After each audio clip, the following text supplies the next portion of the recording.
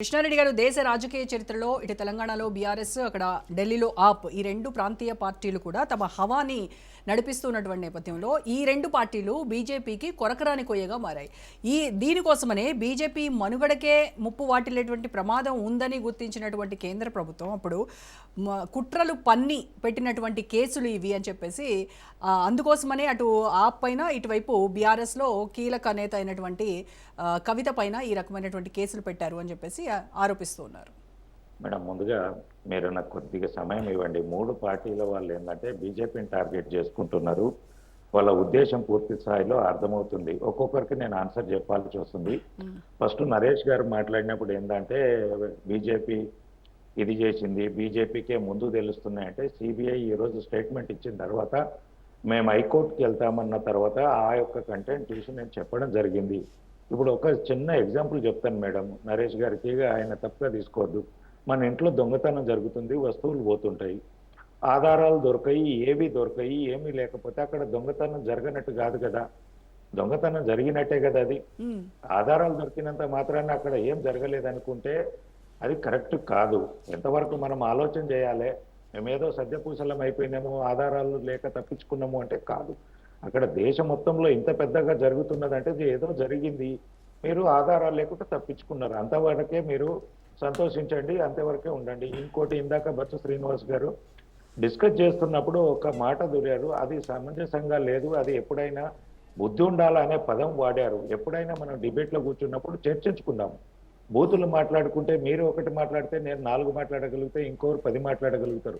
మనం ఎంతసేపు కంటెంట్ మాట్లాడుకుందాం, జరిగిన అంశాలు మాట్లాడుకుందాము. ఏ పార్టీ ఎవరి మీద ఎలాంటివి చేసింది, జరగబోయే అంశాలు ఏంది, జరిగిన అంశాలను ఏంది డిస్కస్ చేద్దాం. కానీ బుద్ధి లేదా సిగ్గు లేదా అనుకుంటూ పోతే ఏంటంటే నేను అందుకనే ఓపిక పట్టాను. ఎందుకంటే మనము చర్చ అర్థవంతంగా ఉండాలని చెప్పేసి నేను అప్పుడే రియాక్ట్ అవుదాం అనుకున్నా.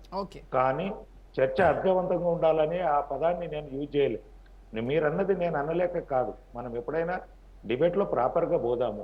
ఈ రోజు జరుగుతున్న అంశాలను మనం కేసీఆర్ గారి గురించి ఇక ఇదైపోయింది, మేమేదో ఒకవేళ ఆక్షేపణీయం అయితే ఆ పదాన్ని విరమించుకుంటున్నా, దాని పట్ల నేను మన్నించాలని కూడా కోరుకుంటున్నాను. థ్యాంక్ యూ, ధన్యవాదాలండి. ఎందుకంటే మనకి ఇలా సద్గుణంగా ఉంటే చర్చ అనేది అర్థవంతంగా వెళ్తే ప్రజలకు కూడా అర్థమవుతుందండి. కాబట్టి ఇంకొక అంశము, మనం ఆధారాల అన్యున్నత సరే కూడా ఈ రోజు వరకు మనము నేరస్తునిగా ముఖ్యమంత్రిని ఇది చేయలేకపోయింది గత ప్రభుత్వము అంటున్నాం. కొన్ని సందర్భాలల్లో న్యాయ వ్యవస్థలో ఉన్న లోపాలు లేదంటే కొన్ని జరిగే పరిణామాలను చర్చ అనేది పక్కకి వెళ్తుండొచ్చు.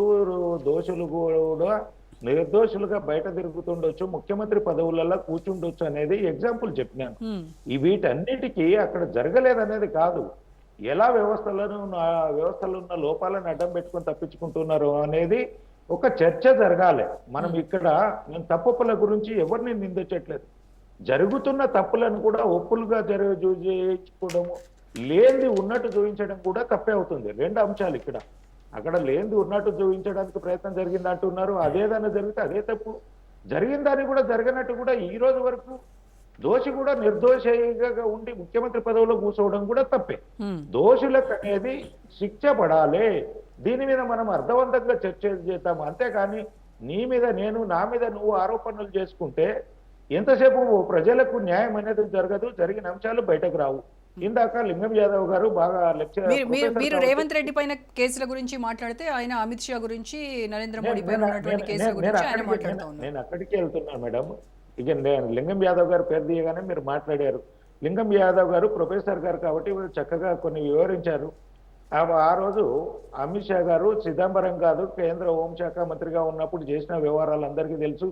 ఆ రోజు దేశం మొత్తం కూడా సిబిఐగా అంటే కూడా కాంగ్రెస్ బ్యూరో ఇన్వెస్టిగేషన్ అనేది టోటల్ ప్రతి చిన్న పిల్లవాడి దగ్గర నుంచి ప్రతి ఒక్కరి దగ్గర నోట్ల నాణ్య విషయమే. ఆ రోజు హోంమంత్రి అమిత్ షా గారి మీద ఇలాంటి ఆరోపణలు చేసి ఆయనలో జైల్లో పెట్టడం, ఆయనను ఎన్ని విధాలుగా ఇబ్బంది పెట్టానో అన్ని విధాలుగా ఇబ్బంది పెట్టడము దేశం మొత్తం చూసింది.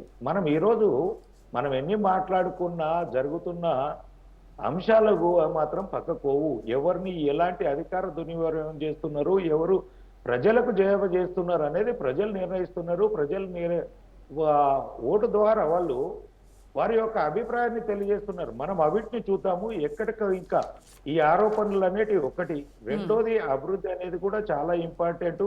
వాటి మీద కూడా మనం చర్చించాలి.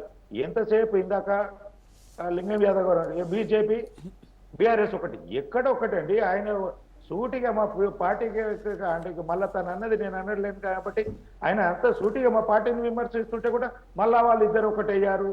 ఇదంతా ఎలక్షన్ ముందు నాటకం ఆడారు. లేని ఆరోపణలు అంటే కాళేశ్వరం కేసు సిబిఐకి అప్పగించిన ఇప్పటి వరకు దానిపైన 48 గంటల్లో నేను ఈ కేసును తేల్చేస్తాము అని చెప్పినటువంటి వాళ్ళు మరి ఎందుకు బీఆర్ఎస్ నాయకులను వాళ్ళ గురించి చర్యలు తీసుకోవాల్సి వస్తుందని వెనకడుగు వేస్తోందా? నోటీస్ ఇవ్వలేదు ఇప్పటి వరకు.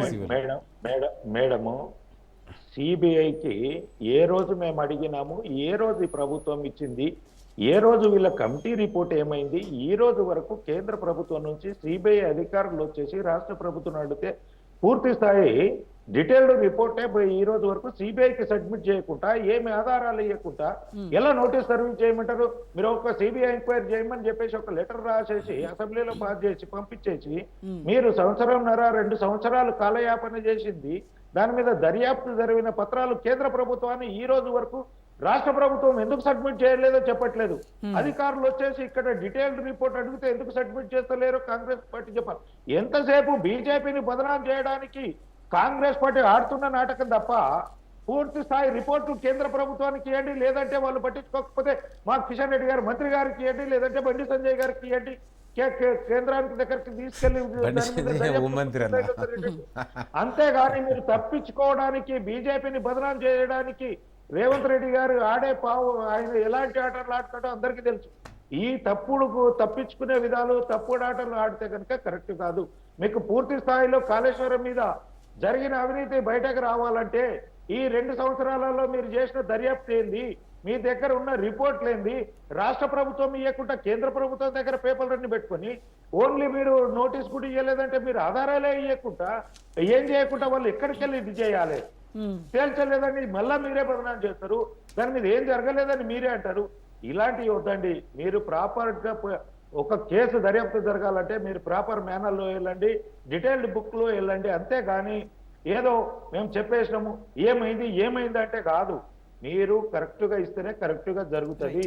అది లేకుండా మరి ఇప్పుడు ఏదైనా చేస్తుంది ఏది కూడా రాష్ట్రం నుంచి లేదు, ఈ ఆధారం లేదు, బీజేపీని బీఆర్ఎస్ ను బదనాం చేయడానికి ఇది చేస్తున్నారు అది చేస్తున్నారు అని మళ్ళీ మీరే మాట్లాడటం జరుగుతుంది. కాబట్టి మీరు కేంద్రం ఏది అడుగుతుందో అది ఇవ్వండి. ఒకవేళ సిబిఐ అడిగినది ఇయ్యలేకపోతే, వాళ్ళు రాలేకపోతే మీరు కిషన్ రెడ్డి గారు మీరు 48 గంటలలో దీని మీద ఇది చేస్తున్నారు, దర్యాప్తు ఆదేశిస్తున్నారు, పూర్తి స్థాయిలో దాని మీద ఇది చేస్తున్నారు. ఇగో మేము 2 సంవత్సరాలలో మేము దీని మీద ఎంక్వైరీ చేసినాము, దర్యాప్తులో ఇన్ని వచ్చినాయి, ఇంతమందిది ఇన్ని లక్షల వేల కోట్లు ఇంత అవినీతి జరిగిందని వచ్చింది, దీని మీద మీరు ఇమ్మీడియట్లీ సిబిఐ పూర్తి స్థాయి ఎంక్వైరీ చేసి నిర్ణయం తీసుకోండి అని చెప్పేసి మీకు ముఖ్యమంత్రి గారు లేకపోతే మీ నీటిపారుదల శాఖ మంత్రులను లేదంటే నీటిపారుదల శాఖ అధికారులతో మీకు ఈ 2 సంవత్సరాలలో మీరు చేసిన ఏదైతే దర్యాప్తు రిపోర్టు కేంద్ర ప్రభుత్వానికి సబ్మిట్ చేయండి, లేదా సిబిఐకి మీరే వెళ్ళి సబ్మిట్ చేయండి.